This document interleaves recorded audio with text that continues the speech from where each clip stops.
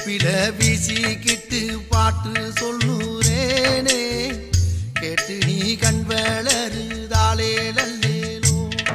இந்த உலகையாளும் தாய்க்கு செல்ல புள்ள நான் இருக்கேன், என் கவலை தீர்க்க வேணாமா கண் வளருதாயி.